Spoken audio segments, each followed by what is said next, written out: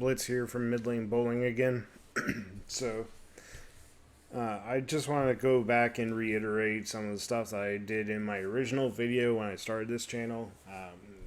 Essentially, it stated that I am not a pro, I am not on staff, and so I'm just kind of a guy uh, voicing his opinion about things that he's tried and kind of showing his results.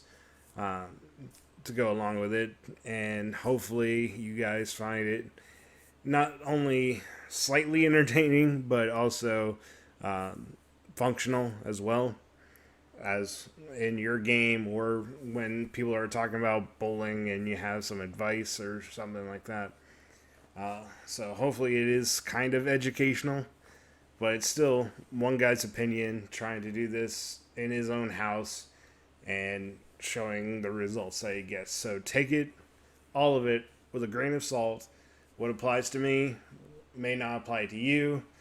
And also, I am taking the information that's out there in general.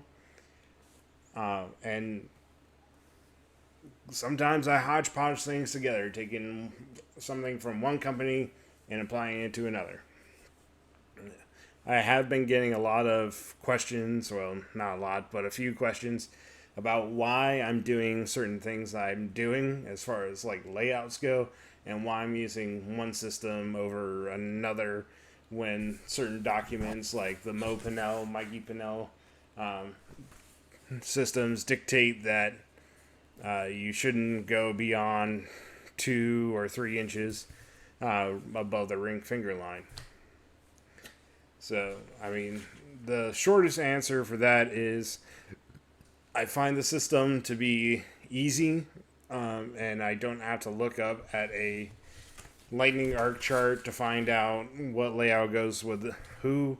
It's just a matter of finding a accident, like doing the pin to PAP, PSA to PAP, and then pin above ring finger line, and I don't have to draw extra stuff because it's already complicated as as it is. So, like here, I have the the PAP, and then my offset of the PAP, and then I create my where my fingers go.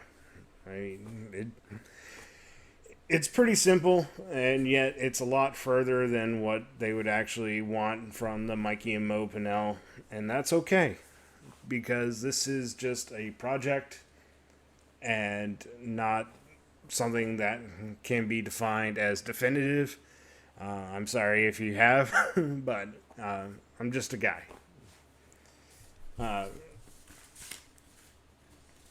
And I have been taking some of the layout information from the 2LS system. So, like 4x4x5, which is down here on the bottom. And then there's one where the fingers are close to the pin, or not the pin, the PSA. But that's 3.5x4x6.5. I have something close to that on another ball. And it's like, no, why do you use the Mo system when they don't have to go down that far? It's easy. That's the short of it. And I mean, obviously, I can make it work, but that's just what I found out. So, like, here is a 2.5x5x6.25. Because I already have one ball like that, so I wanted to try it on a symmetrical ball and see what happened. And I got a lot of flare out of it, because you can see how thick these flare rings are. In short, like, this is just a project. I mean, I want us as a community and those that are willing to follow me and kind of ask me questions, correct me. I mean, I am humble enough to admit I am not always right. And if I do something wrong, call me out on it, correct me, and then I'll go back and correct it. But just don't be hating on me for stupid stuff. I mean, because that doesn't get anybody anywhere. So, in short, like the other part of the reason why I have this channel is because I want to help identify a bit of a problem in the system that is not really defined. So, what I mean by that is like all these sheets, like the 2LS and the Mo Pinnell, Mikey Pinnell sheets that I've referred to in other videos, is that everyone is talking about two-handers, two-handers, two-handers. Yes, I get it. Like, you have Belmonte, you have Simonson, you have Troop, you have Oscu Palermo. You got so many two-handers. But if you actually look at your house hack bowlers, there's actually quite a few one-handed no-thumb bowlers in there as well. And we have to, and I'm kind of doing this to prove a point that we can't just lump these two groups in together per se. Yes, they're going to use like one of the layout systems, be it PAL, which is the Mo and Mikey layout system, or the 2LS system to lay out their bowling balls. But the way the ball travels down the lane is so different between a one-hander and a two-hander that it can end up making the layouts very important. So from my perspective, I have a positive tilt on my axis of my bowling ball. So having that from my limited testing is that having these longer pin above ring finger line layouts actually gives me a lot more flair, and then I can just bring it up closer to the pin, kind of like in the image that I have on the screen here.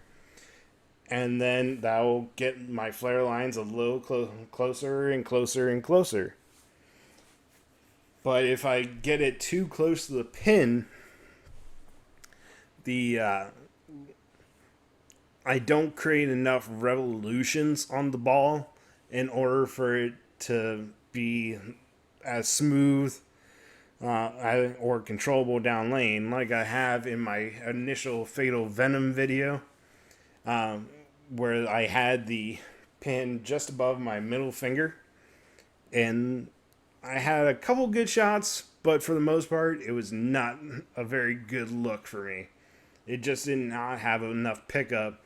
So if I got going too far forward, it wouldn't make a motion and it would just go straight. So the other aspect is your house hack two-handers. I mean, I just say house hack just because that's kind of what they're known as. It's not a slight on anybody, but these league bowlers that are two-handers, a lot of them get around the ball and kind of tilted downwards, so they have a negative axis tilt.